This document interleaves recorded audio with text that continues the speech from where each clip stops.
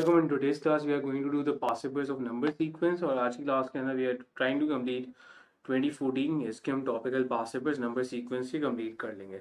Now in the very first part आपने यहाँ पे कुछ observation यहाँ पे करना start करी कि आपके पास यहाँ पे क्या बोला गया, ये आपके पास first four numbers हैं यहाँ पे, ये misprinting थोड़ी सी यहाँ पे हुई है तो इसको ignore करिएगा. First four terms आपके पास sequence की लिखी हुई हैं. So you have 7, 11 and 15 and 19, right? कह रहे write down expression in terms of n for the N term of this sequence. तो हमने इस सीक्वेंस को ज़रा ऑब्जर्व करना स्टार्ट किया तो ये सीक्वेंस को हमने ज़रा देखा, ये सीक्वेंस हमारे पास इस तरह से मूव हो रहा है. तो you have how many terms, अगर मैंने ऐड किया यहाँ पे 4 आ गया, ये भी 4 आ गया और ये भी हमारे पास क्या हो गया 4 हो गया. So I need to understand कि this is type 1. So the value of A is going to be 7, the value of common difference is going to be equals to 4. ये हमारे पास ये चीज़ आई. तो हमने यहाँ पे एन टर्म यहाँ पे लिखा, so which is going to be a plus n minus 1 d. ये हो गया. ए की वैल्यू हमने यहाँ पे लिख दी 7, this going to be n minus 1 और डी की वैल्यू हमारे पास क्या आ गई 4 आ गई, this going to be 4n minus 4. So finally I got 4n plus 3. ये हमारे पास आ गई, ये हमें एक मार्क इस बात में मिल गया. सही है. This was a very simple part, ये वाला हो गया. इसमें थोड़ी सी मिसप्रिंटिंग है तो इसको ज़रा हम लोग सॉर्ट आउट करते हैं और प्रॉपर तरीके से देखते हैं हमारे पास है क्या. सो बेसिकली हमारे पास क्या है कि U n is the nth term of another sequence. या कोई भी और सीक्वेंस उसकी एंड टर्म है. Here is the formula connecting the nth term. ये हमारे पास एक फॉर्मूला उन्होंने कनेक्ट करके दिया है. सो दिस मैं फॉर्मूला एक बार वापस से लिख देता हूँ, जरा देख लो. So this is a formula which they have actually given to us, which is 3un minus 4 is equals to n plus 1. So this is the formula. कह रहा है आपके पास जो u3 की टर्म है ना, दैट इज बेसिकली 11 और you need to figure out u2 and u4. आपको u2 और u4 फिगर आउट करने हैं तो उन पे जरा हम फोकस करना स्टार्ट करते हैं. आपको यहाँ पे u3 ऑलरेडी गिवन है. तो जब आपको यहाँ पे u3 ऑलरेडी गिवन है तो हमने यहाँ पे क्या स्टार्ट किया कि मैंने यहाँ से u3 से स्टार्ट किया, माइनस 4 हमने लिखा और n की वैल्यू हमारे पास 3 है. सो 3 प्लस 1 ये कुछ इस तरह से हो गया. ये u3 हमारे पास because this term was already given which was 11, तो ये 11 हमने यहाँ पे लिख दिया. दिस विल बिकम माइनस 4 और दिस विल बिकम u4. ये हो जाएगा 33 माइनस 4. हमारे पास फोर्थ वाली टर्म निकल आई और फोर्थ वाली टर्म हमारे पास आ गई 29. ये पहला वाला पार्ट हमारे पास इस तरह से हो गया. Now after doing the first part हमें ये बात समझ में आई कि अगर मैंने यहाँ पे 3 पुट किया तो ये 3 प्लस 1 हो गया. तो अगर मैं यहाँ पे 2 पुट करता so 2 plus 1 is going to be equals to now 3. अब वो 3 के इक्वल हो जाएगा. तो लेट्स सी हम यहाँ पे क्या कर सकते हैं. So write again the expression un minus 4 is equals to un plus 1. Instead of writing n अब हम यहाँ पे 2 को रिप्लेस करेंगे और ये हो जाएगा हमारे पास u2 प्लस 1. u2 की वैल्यू हमें नहीं पता, ऐसे ही छोड़ दो और ये u3 यहाँ पे फॉर्म हो गया.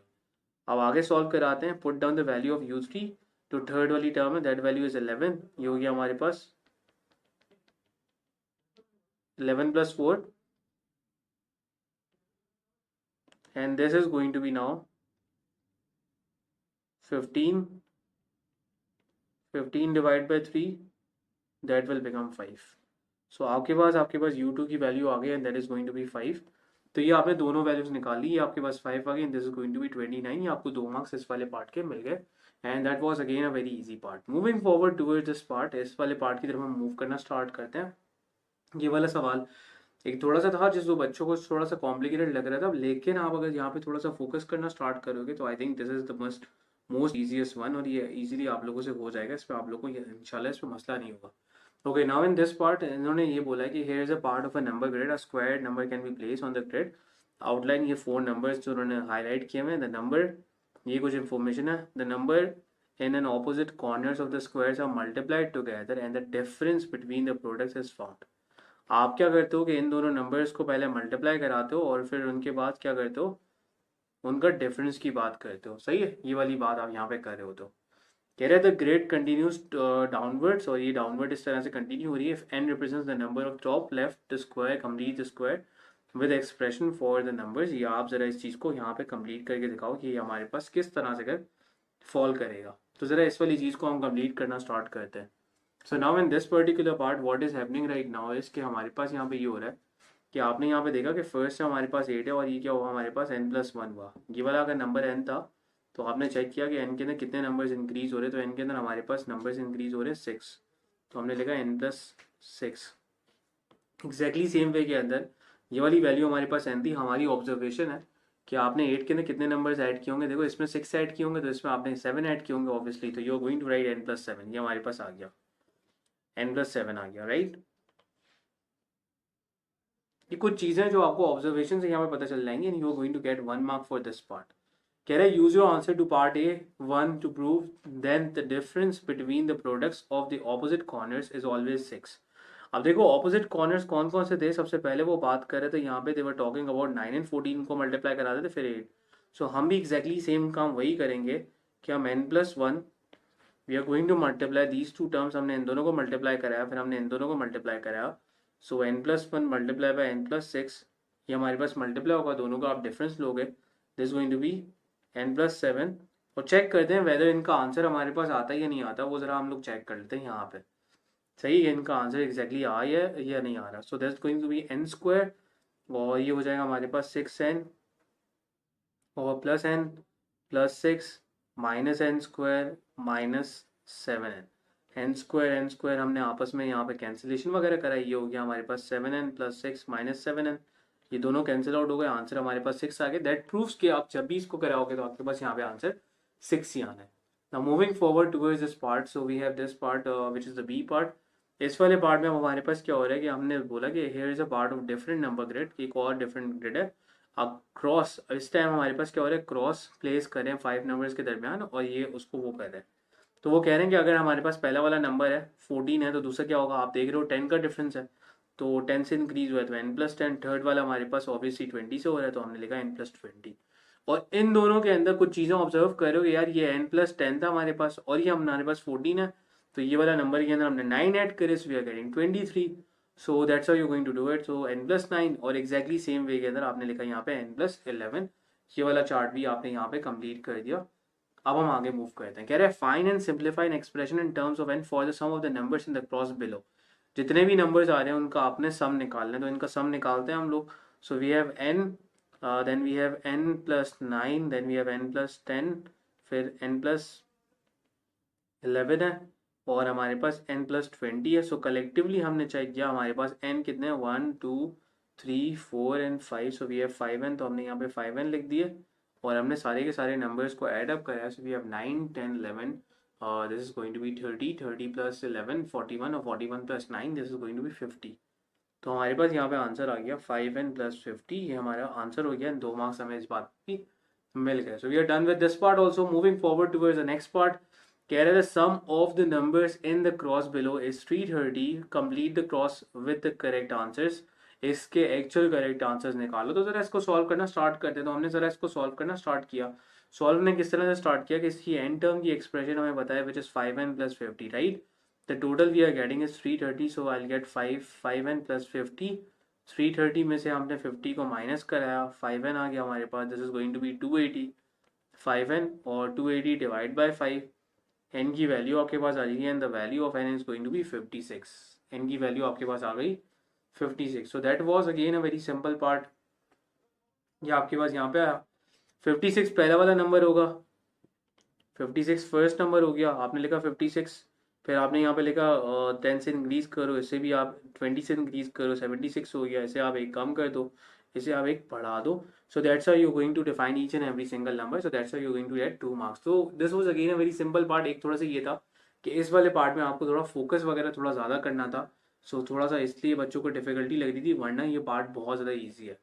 Okay, moving towards the next one, 2014, हमारे पास यहाँ पे क्या गया कि the first 5 terms of a sequence are, हमारे पास जो फर्स्ट 5 टर्म्स है सीक्वेंस के वो हैं 17 11 5 and this.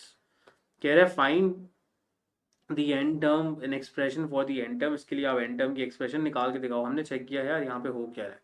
So we have -5, sorry -6, then we have again -6, वापस है -6 और वापस है negative, so that means the difference is common.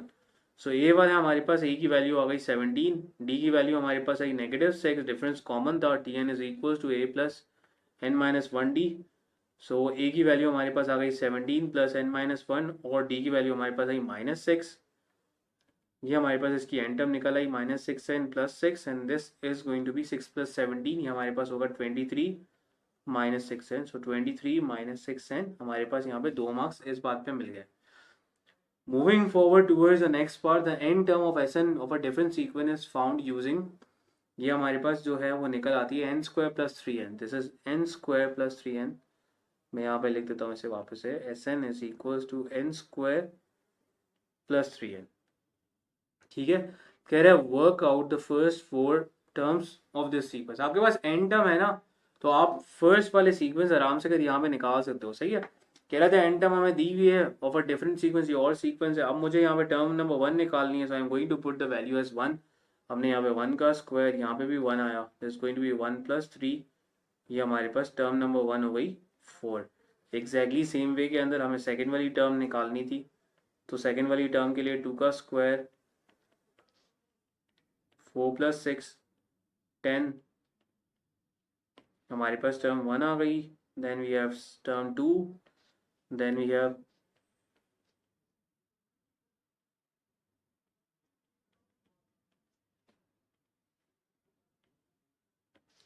so this is going to be 9, 3 is 9, and this is going to be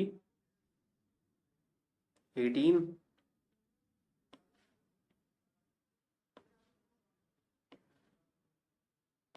And the last term is going to be 16 plus 12, and that is going to be 28. So this is going to be 4, 10, 18 and 28. ये आपको 2 marks इस बात पे मिल गया. ये वाला भी आपका पार्ट कंप्लीट हो गया. Moving forward towards the next part, this is Tn. ये वाला n यहाँ पे लिखा होना चाहिए. This is Tn 5n minus 12. ये आपको ऑलरेडी गिवन है.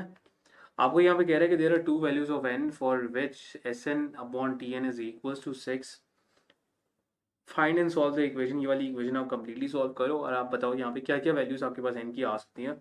तो I am going to put down the n term. दोनों की हमने n टर्म निकाली और उसको ऊपर लिखी n square plus 3n divide by Tn which is 5n minus 12 is equals to 6. ये 6 के इक्वल है. आपने n स्क्वायर प्लस 3n इसे सॉल्व करना स्टार्ट करते हैं. 6 is going to be 5n minus 12, n square plus 3n, 6 multiply 5 30n, ये हो गया, और 6 into 12 is going to be 72. और moving forward towards this side, so n square plus 3n minus 30n, और यहाँ पे ये मूव करने के बाद हो जाएगा positive 72, and that is going to be n square minus 27n plus 72 is equal to 0. Now इसको आगे सॉल्व नहीं करा रहा मैं, because this is for 4 marks, तो that means you have to use the quadratic formula. तो a की वैल्यू 1 आ गई, b की वैल्यू माइनस 27 आ गई, और c की वैल्यू यू आर गेटिंग 72. ये आपके पास कुछ वैल्यूज यहाँ पे फॉर्म हो जाएंगी. जब ये वैल्यूज आपके पास यहाँ पे फॉर्म हो जाए, तो आप यहाँ पे क्वाड्रेटिक जो फॉर्मूला है उसे लगा के आप यहाँ पे सॉल्व कर सकते हो. B square minus 4ac upon 2 है. Now the approach which you are going to use, वो मैंने स्टेप्स आपको क्वाड्रेटिक फॉर्मूला के सारे बता दिए हैं, तो आप अलजेब्रा के अंदर वो पूरे रिकॉल करके आओगे तो ये वाला पार्ट easily हो जाएगा. Now the final answer which you are getting right now is 3 is the first answer and the second answer is 24. ये आपके पास 2 आंसर्स आ रहे हैं इनके. तो आपको यहाँ पे कंप्लीट मेथड करेंगे बाद, सॉल्व करने के बाद करोगे तो आपको यहाँ पे 4 मार्क्स पूरे के पूरे प्रॉपर तरीके से मिल जाएंगे. मूविंग फॉरवर्ड टूवर्ड्स अक्टूबर नवंबर पेपर 1 इसकी तरफ हम मूव करते हैं और सबसे पहली वाली टर्म की बात करते हैं. कह रहा है the term to term rule for a sequence is multiply the previous term by 3 and subtract 1. Multiply the previous term, right on the next 2 terms.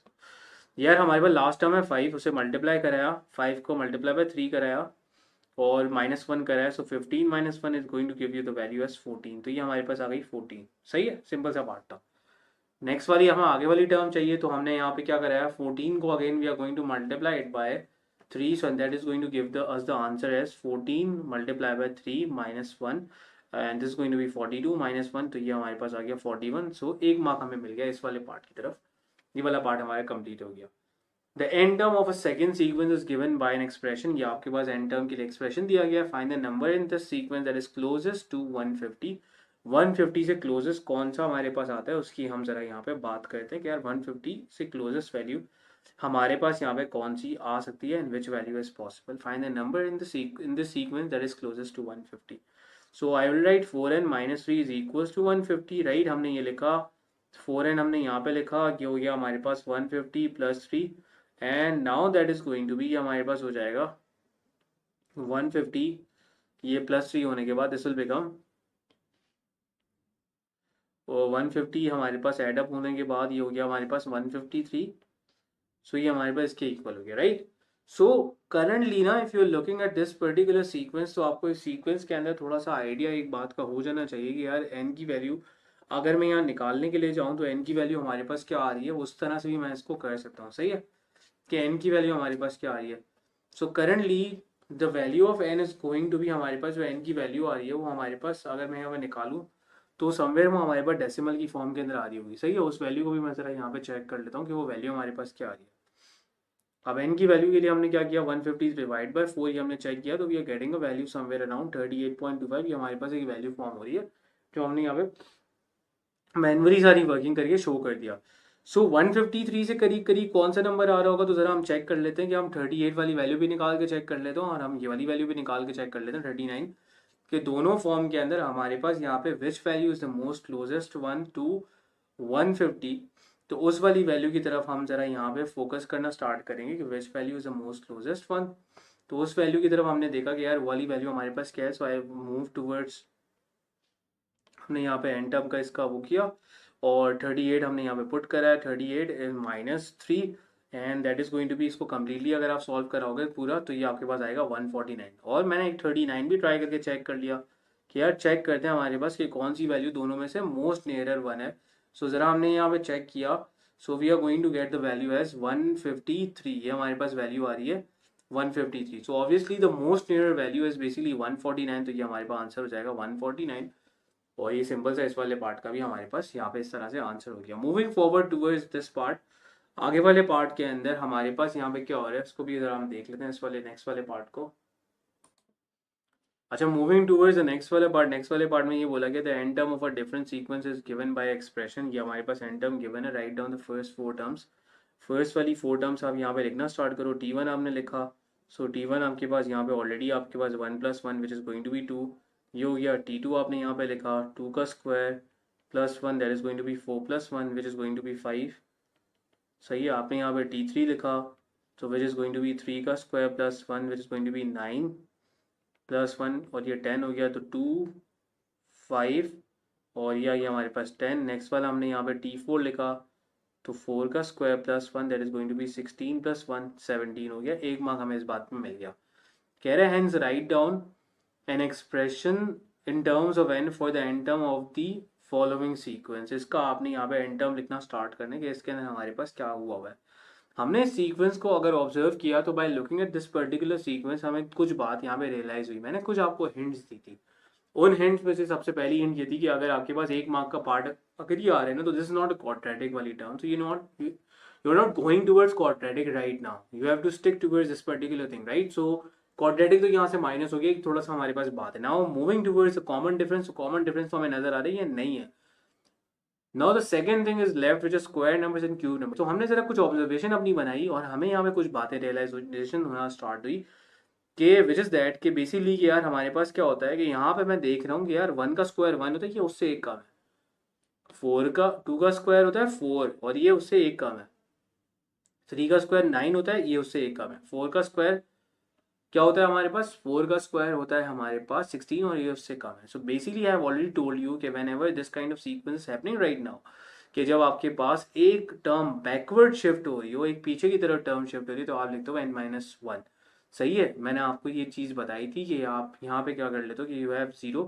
और इस वाले टर्म के अंदर हमारे पास क्या है कि हमने ऑब्जर्वेशन तो इसकी कर दी है, बट ये हमारे पास सीक्वेंस इस तरह से नहीं हो रहा और ना ये इस तरह से आगे की तरफ शिफ्ट हो रहा है। यहाँ पे हमारे पास नंबर्स ही इंटायरली चेंज हो रहे हैं। तो इस चीज़ को करने के लिए हमने यहाँ पे वर्टिकल वाली अप्रोच यूज़ करनी है। वर्टिकल वाली कैसे अप्रोच यूज़ करनी है, मैं ज़रा आपको यहाँ पे फोकस कराता हूँ कि करंटली ना मैं सीक्वेंस को यहाँ पे लिखता हूँ। So we have the square numbers 1 4 9 and then we have 16। और अगर मैं इन सारे के सारे नंबर से -1 कराऊँ, -1 कराऊँ, -1 कराऊँ, -1 कराऊँ, so I am going to get this original sequence जो मैं लिख रहा हूँ 0 3 8 एंड 15। सही है। अब इसकी एन टर्म मुझे ऑलरेडी पता है कि यार इसकी एन टर्म हमारे पास है n स्क्वायर और दिस इज द कांस्टेंट 1 ना, ये तो कांस्टेंट है हमारे पास -1, हमेशा से -1 ही हो रहा है। तो आई कैन इजीली राइट कि यहाँ पे होगा n स्क्वायर -1, ये इसका हमारे पास एक्सप्रेशन होगा। तो ये वाला तरीका हमने यहाँ पे वर्टिकल से करा, तो वर्टिकल का क्वाड्रेटिक तो ऑब्वियसली एलिमिनेट हो गया था, तो हमने ऑब्जर्वेशन करते हुए इसको एक वर्टिकल वाले मेथड से यहाँ पे कर दिया। Moving forward towards the next part, next वाले पार्ट की तरफ हम यहाँ पे मूव करते हैं। एंड नेक्स्ट वाले सवाल के अंदर लास्ट वन ऑफ 2014, इसको हम कंप्लीट करना स्टार्ट करते हैं। देखो इस वाले पर्टिकुलर सवाल के अंदर you have this kind of information, ये आपके पास एक चार्ट पूरा बना हुआ था, इसकी तरफ हम मूव करना स्टार्ट करते हैं। यहाँ पे कह रहा है कि यार हमारे पास the sequence below show small black and small white squares and arrangement to form large squares. ये लार्ज स्क्वायर्स फॉर्म हो रहे हैं हमारे पास, ये हमें सारी की सारी इन्फॉर्मेशन यहाँ पे ऑलरेडी गिवन है। कह रहा है फोर्थ वाले के अंदर कितने होंगे, तो हमने कुछ ऑब्जर्वेशन वगैरह अपनी बनाना स्टार्ट करी कि फोर्थ वाले के अंदर हमारे पास क्या क्या ऑप्शन हो सकते हैं। सो हमने यहाँ पे ज़रा ऑब्जर्व करना स्टार्ट किया। So we have 5 and the difference between them is obviously, हमारे पास यहाँ पे क्या हो रहा है कि यहाँ पे हमारे पास 5 और 13 के अंदर अगर हम चेक करें तो हमारे पास पॉजिटिव 8 का डिफरेंस आ रहा है एक तो, सही है। और 25 माइनस 13 के अंदर अगर हम देखें हमारे पास, तो हमारे पास 12 का डिफरेंस आ रहा है। मैं ज़रा इन चीज़ों को लिखना स्टार्ट करता हूँ। हमारे पास यहाँ पे 13 और 5 के अंदर जो डिफरेंस आ रहा है वो हमारे पास आ रहा है 8 का। देन हमारे पास यहाँ पे डिफरेंस क्या आ रहा है, 12 का डिफरेंस आ रहा है। तो ये जो डिफरेंस है हमारे पास, उसकी वैल्यू हमारे पास कॉन्स्टेंटली बाय 4 इंक्रीज होती जा रही है। तो अगर कॉन्स्टेंटली बाय 4 इंक्रीज होती जा रही है, तो हम अगर यहाँ पे 8 है हमारे पास, ये 12 हो गया हमारे पास, and this is going to be 16 obviously. तो ये हमारे पास अगर नेक्स्ट वाला चाहिए तो मुझे यहाँ पे क्या लिखना पड़ेगा, मुझे यहाँ पे 16 लिखना पड़ेगा। सो यहाँ पे हमने लिखा 16 and that is basically going to be, ये वाला जो आपके पास आंसर हो जाएगा that is going to be 41। ये हमारे पास यहाँ पे आ जाएगा 41। ये हमारा सिंपल सा पार्ट हो गया। नाउ ऑब्जर्विंग दिस थिंग, हमें कुछ चीज़ें रियलाइज होना स्टार्ट हुई कि यार ये 5 लिखा हुआ था तो ये 4 है, ये 13 था तो ये 12 है, ये 25 था, एक ज़रा कम है ना। तो एक ज़रा जब कम है तो ये हमारे पास 40 आ गया, तो हमारे पास ये वाला भी चीज़ रिजॉल्व हो गई। दूसरी हमने चीज़ की ऑब्जर्वेशन ये बनाई कि जब हमने 5 और 4 को आपस में एडअप करा तो 9 आया, 13 और 12 को एडअप करा 25 आया, इन दोनों को एडअप करा तो 49 आया। तो इसी सेम वे के अंदर 41 एंड 40 जो आपस में ऐड हुआ, सो विल गेट 81। तो ये हमारे पास ये वाला आंसर 81 आ गया। अब कह रहा है for each diagram how many more black squares are there than white counters. तो आपके पास वो पूछ रहा है कि यार इन दोनों का डिफरेंस कितना है, तो ब्लैक और वाइट के अंदर तो आप देख रहे हो कि 1 का डिफरेंस है। तो ये आपको अगेन 1 मार्क इस बात का भी मिल गया।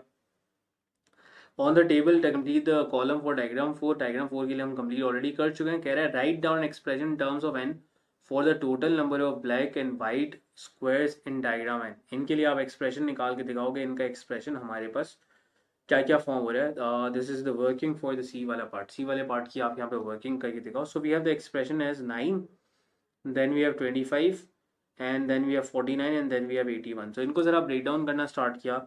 सो ये हो गया 3 का स्क्वायर, ये हो गया 5 का स्क्वायर, ये हो गया 7 का स्क्वायर, ये हो गया 9 का स्क्वायर। इग्नोरिंग द स्क्वायर्स, हमने सिंपल सी इन चीज़ों को जब ऑब्जर्व करना स्टार्ट किया कि ये लास्ट वाले पार्ट में हम ऑलरेडी कर चुके हैं, 3, 5, 7 और 9 को जब हमने ऑब्जर्व किया तो इसका जरा हम एन टर्म निकालते हैं। 3, 5, 7 और 9 का ए की वैल्यू 3 आ गई, कॉमन डिफरेंस हमारे पास 2 आ गया। तो ये हो गया हमारे पास 3 प्लस एन माइनस 1 और ये 2 हो गया, और ये हो गया 3 plus 2n-2। This is going to be 2 plus 2n+1। और इसका अगर एन टर्म की हम बात करेंगे तो ये हो जाएगा हमारे पास 2n+1 का whole square. So that is the simple part. ये रिलेट कर रहा था लास्ट वाले, आई थिंक हमने ये करा था ये वाला सवाल, तो ये उससे रिलेट कर रहा था। और ये हमारे यहाँ पे 2014 के पास पेपर्स भी कंप्लीट हो गए।